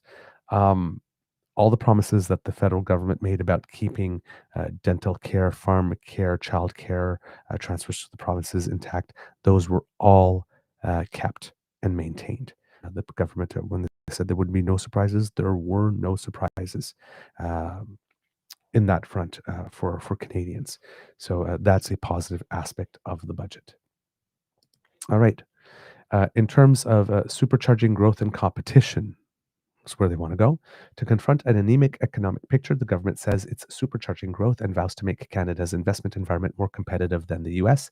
To that end, the budget brings forward a productivity superdeduction tax measure that will allow companies to write off larger shares of capital investment more quickly. These are also new measures specifically for writing off expenditures for manufacturing or processing buildings, or a new capital cost allowance for liquefied natural gas (LNG) equipment and related buildings. These are tax measures. Like, for example, if you were going to here uh, build an actual building, erect a building to have where manufacturing is going to be taking place, that you would be able uh, to write off the costs of building that building, of erecting that building, I should say, um, in a much, much shorter period of time. I think maybe even like in the first year. So that will create a situation where the taxation rate for that type of stuff will come way below that which is in the United States, like way below. And that's a way for us through tax policy to try to buffer ourselves against what the United States is doing in terms of trying to decimate our manufacturing sector. So we're presenting a very significant tax incentive by making that change for people to reevaluate not coming to Canada instead. Since campaigning in the surprise Liberal leadership race earlier this year, Carney has promised to build projects with speed in Canada. His marquee policy, the Major Projects Office, is already up and running. The budget provides $214 million over 5 years and eyes improving critical mineral projects next, as well as getting construction on the high-speed railway from Toronto to Quebec City started in 4 years instead of the previously planned 8. The budget also includes $51 billion over 10 years for local infrastructure, such as housing, roads, wastewater and water, health facilities, things of the like. The government said this will create thousands of jobs. Now, the government had also announced that there would be an immigration plan announced in the budget, and it was definitely there. The new plan proposes to drastically reduce the target for new temporary residence admissions from 673,650 in 2025 to 385,000 in 2026. The 2026-2028 immigration levels plan would keep permanent residence admission targets at 380,000 per year, down from 395,000 per year in 2025. And here we have, again, a graphic representation of this for you to show, kits and cubs. What's in gray is the previous, and what's in red is the new plan. So there we go here. Previous plan would have brought in 516,600, all categories combined in 2026. This will go down to 385,000, and in 2027, it was planned to be 543,600 to start growing again. It's going to drop from 385,000 to 370,000 and be maintained there. So that's the plan for the moment. Also, the plan has already started to yield benefits and impacts because I think, as we mentioned on a previous show, Kids and Cubs, the amount of, I think it was the asylum claims, I believe the number of asylum claims, if I remember correctly, has dropped 70%. And the number of, I think it is students here on a temporary permits, I believe, has dropped 30% there. And it seems I saw something today as well indicating that the moves that have been made so far already do seem to be well received by the Canadian public and are boosting confidence in the Canadian public, or the Canadian public's confidence that the Liberals might actually be doing a good job at getting this back under control. This is according to the Toronto Star here. Let's see if there's a Nicholas Kung, who's the senior immigration reporter, says that this is results that are based in public opinion polling here. So that the Liberal Party has restored some Canadians' confidence in its ability to manage immigration through a majority, though a majority still believe the Conservatives are better equipped to fix the beleaguered system, according to a new poll.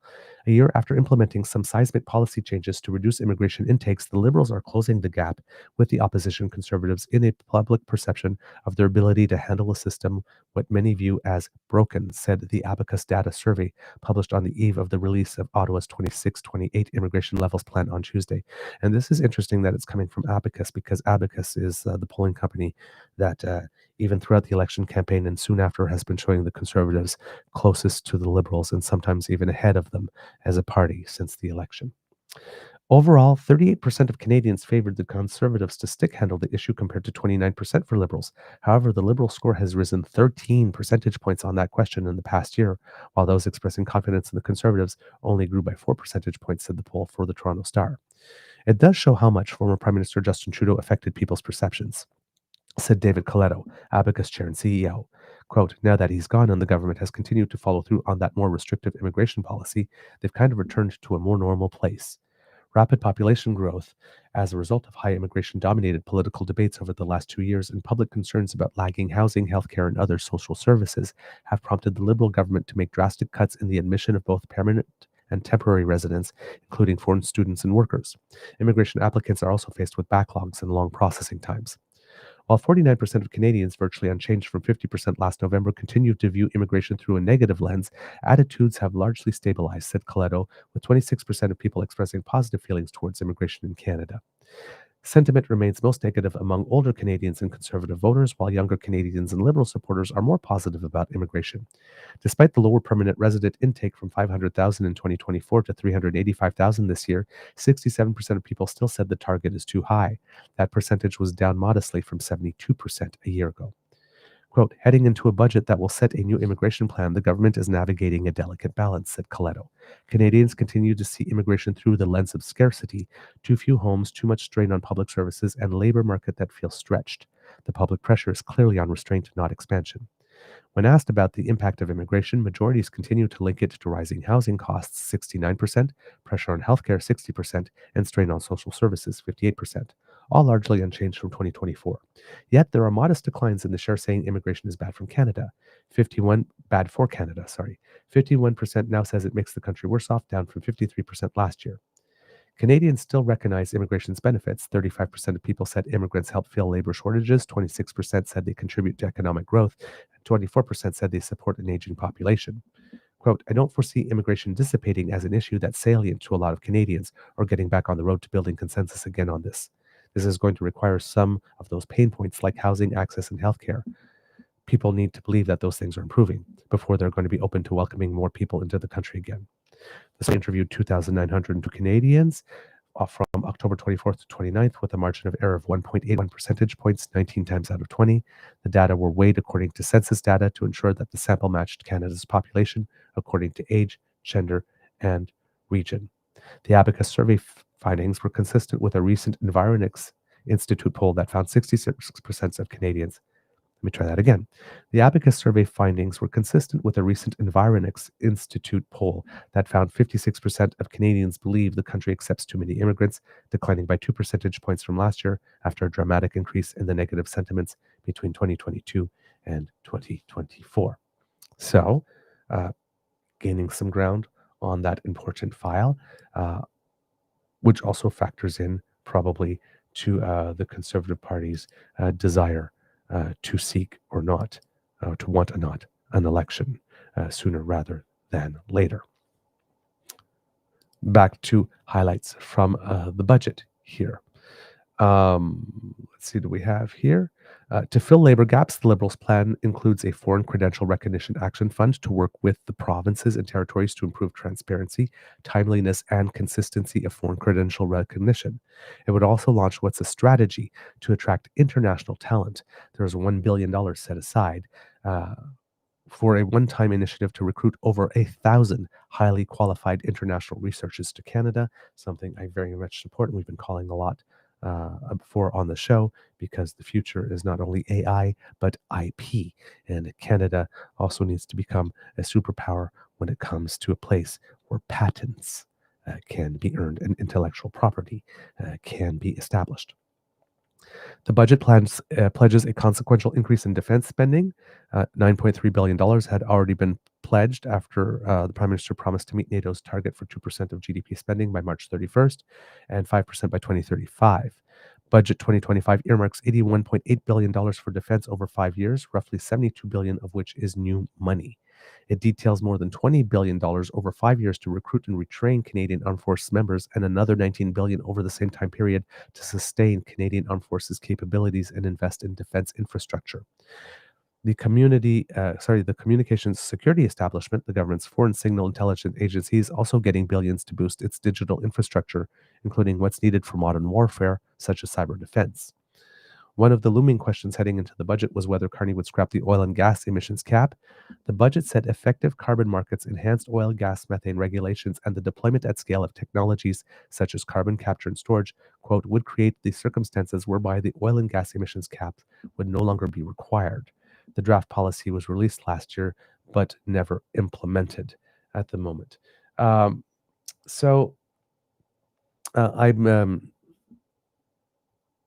didn't hear anything yesterday specifically about, I would have put, there wasn't a part in the budget that said, that climate competitiveness strategy that we've been saying would be in the budget. Here's what it is specifically in the text of the budget. I'd probably have to go to the document itself, the 406-page document itself, to try to find something of that sort. But still, as we've been noticing in the manner that the plans were being laid out for the public to see, particularly with the Major Projects Office, we're seeing here, we could see where green policy had been embedded in every single aspect there, which was very important. There was something I saw at one point, and unfortunately, it seems I did not note it well enough, so I'm going to have to look at it again. Unfortunately, I'm so sorry. But they were explaining this climate policy. There's a specific project. I believe I heard it from Bill Kelly, if I'm not mistaken. But there is a specific project out there where there are going to be incentives provided by the government for this project to do it. And now, normally, when we provide tax incentives, so if you produce X number of units, we'll give you that, right? We saw that with Stellantis and the EV. Those things were tied, unlike before, they were tied to the actual output. If the output happened, you would get them, right? This is a very similar thing, but the incentives that are going to be distributed by the government are going to be based on actual reductions of GHG emissions or methane emissions and that type of stuff. So the way that we were doing things is that we would offer people incentives first, and then they would take them, and then they would go about and do their business. And if they'd never gotten around to do the climate stuff or whatnot, well, they had already gotten the incentive. The incentives here, it seems, are going to be tied to performance. So in other words, oil company X, if you reduce your methane emissions by 10% this year, you will be entitled to this type of financial incentive, rather than if you manage to increase production from 30,000 tons to 40,000 tons or something. So it's very similar to what we did when we were renovating our home and applying for those green incentives. The one that came from the city stated that we were going to get I think it is a 20-year interest-free loan that gets applied on our tax bill so that we just pay it. And we got a little bit, 1/3 of the amount that we were entitled to as an advance to help pay the deposits, to make it easier to get those things. But if after we had done all those renovations and adjustments, we had somebody come in and do the assessment and on how our host was performing. And normally that costs $500. And there was an incentive in there too, that they would cover that, the $500, the people to come in. And if it could be demonstrated that with the changes, we had reduced our house's GHG emissions by 25%, I think it was, which we had, is $5,000 of the about $19,000 loan that we got from the city would be forgiven. So we only have to pay back 14,000. But that was after putting the money out first, making the actual changes, and then having the changes independently assessed to see whether or not they would achieve the desired outcome. And they did. And then we got the money. It seems that that type of process is going to go larger scale. So when the Prime Minister says doing it not through restrictions, but through incentives, this is what he's talking about. So it seems that here the cap, which hasn't been fully implemented, is going to be something that the government is going to use and say, listen, we're not taking it off the books now, but we're going to change the way we do this.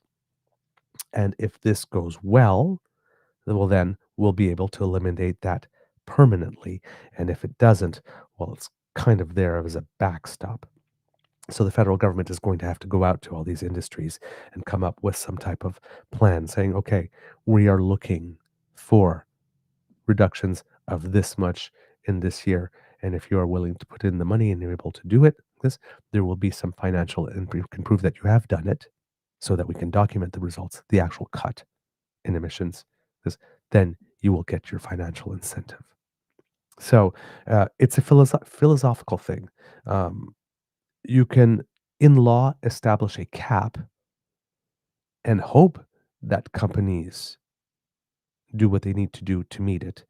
But if they don't, then there needs to be some consequences, and then you have to be willing to impose those consequences. The consequences have to have teeth, and you also have to have the political courage to apply those consequences, because there's always going to be somebody in the wings going, oh my God, I can't believe you're making them pay that kind of a fine now in this economy. Oh my God, what are you trying to do? Make everybody lose their jobs? Right? So this needs to be a system that's agreed to, but that is stable and predictable. You know that if you invest this money, and you know if in investing this money you achieve X result in terms of reductions, that incentive will indeed come. So that is part of the climate competitiveness strategy, as well as choosing projects that specifically have a green or an advancing green technology, green engineering, or that advanced green principles here. And that's the part that I've been able to sort of figure out so far. But I am looking for something specifically that says more clearly, this is our comprehensive climate strategy. This is what we're doing, why, how we go about it. Here are all the various measures that we can incentivize people rather than providing interdictions. I'm sure that there's going to be a lot of people interested in this subject, so it probably won't take long for more information to come out on that in a more substantive manner. But I was really surprised that it wasn't really, really front and center and presented as a plank in the actual budget speech, because we've been talking about it for quite a long time, and I know that there's a lot of people very much interested in it. All right, back to more stuff from the budget. They said that there would be no surprises, but there was one interesting surprise, not of major consequence, but still some surprise. Now, the first part, it's a two-part thing. The first part is not a surprise because the federal government did actually promise this. Mark Carney campaigned on this in the election.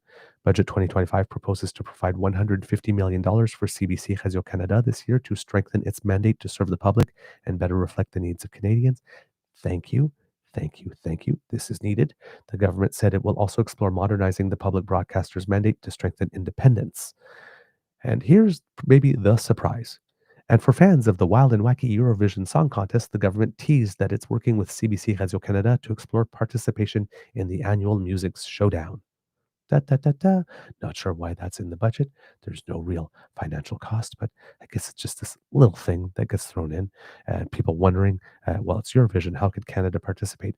Eurovision has somehow expanded a little bit. Israel and Australia also participate in the Eurovision contest, even though they are not geographically European nations. So there you go. So why not? Why not Canada? That could be fun. Like I said, doesn't change really anybody's life in a material way, but it's just a little fun element there. If you're a landlord with a vacant unit or the owner of a luxury jet, you're in luck. This part I always found a little weird. The government is eliminating two high-end taxes. The first is the underused housing tax, a 1% tax on the ownership of vacant or underused housing in Canada that took effect in January 2022. And it's also eliminating the luxury tax on aircraft priced over $100,000 and boats priced over $250,000. The budget said the moves are meant to simplify Canada's tax system and reduce compliance costs for taxpayers and administrative costs for the government. So I'm not sure if it's just that we have so few people buying aircraft over $100,000 and boats priced over $250,000 in a year that it's just not worth the squeeze to actually try to administrate the taxes on these, or if there's another reason that doesn't seem to be very clear to me. But it seems here that if a tax policy costs you more to implement than it generates, you might want to remove it as a tax policy.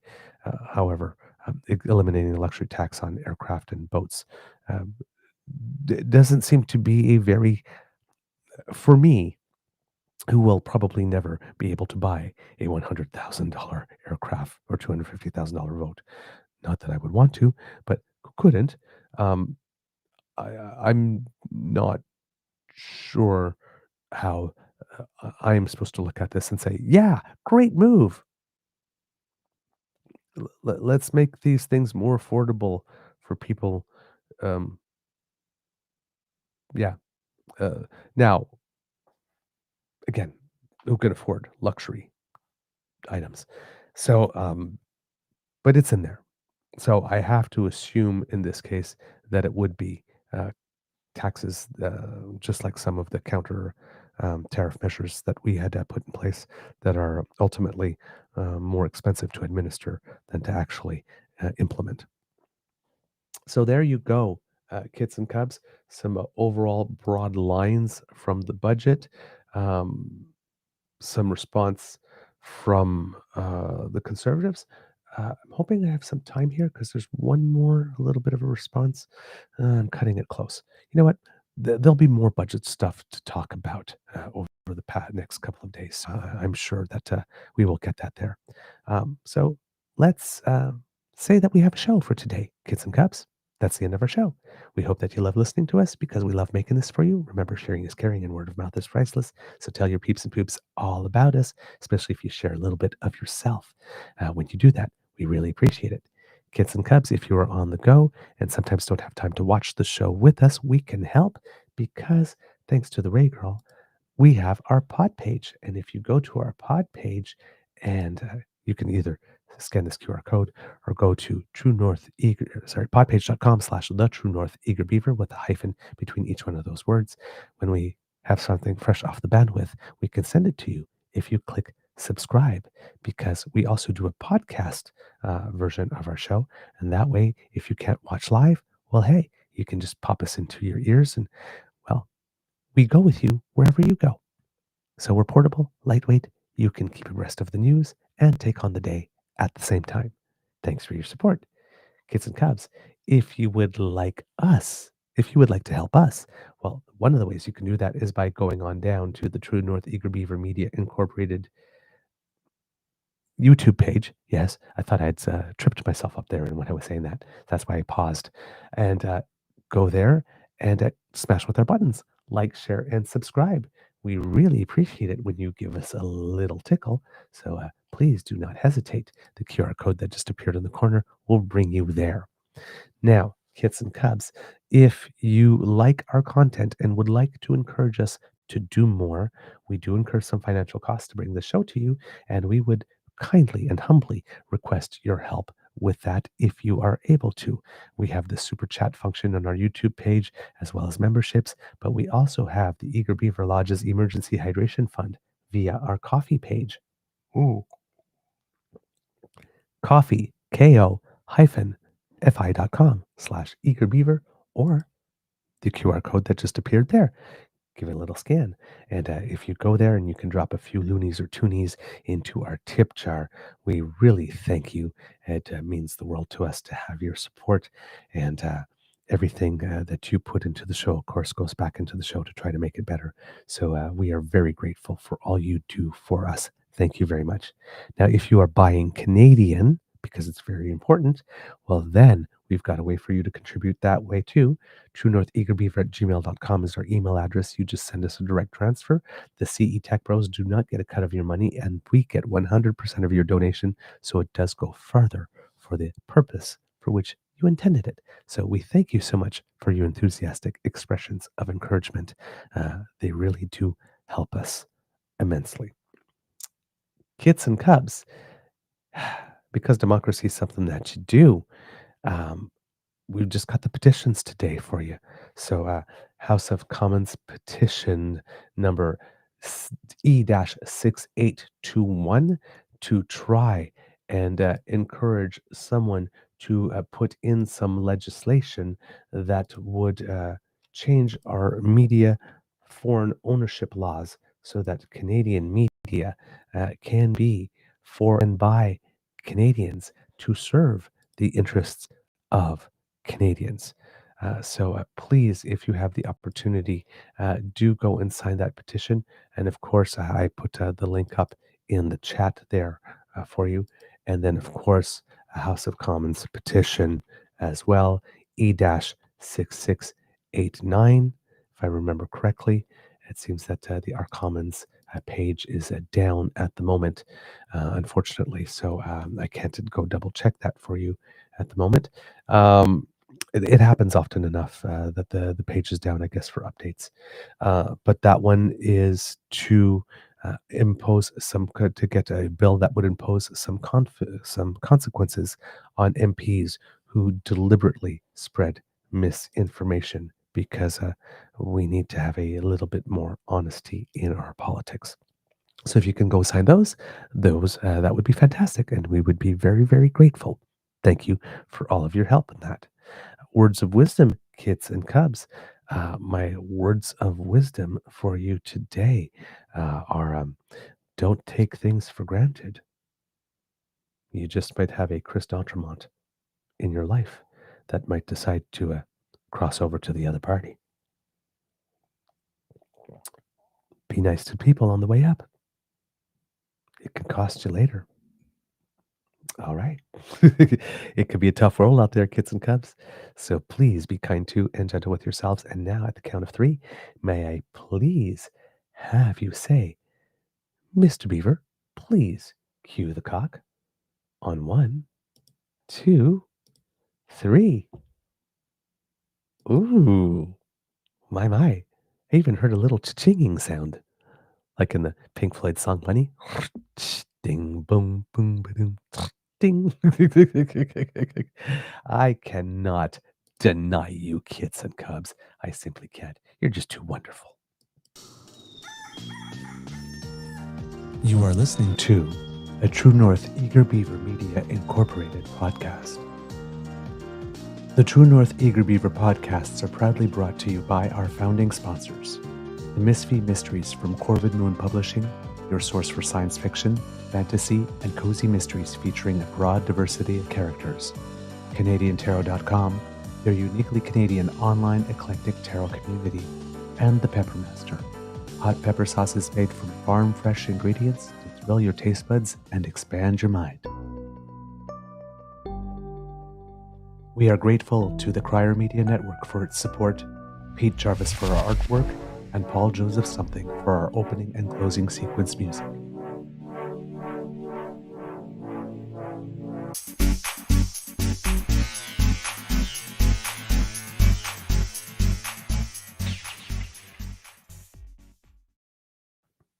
All right, kids and cubs, just a little note about Canadians who make us proud before we go.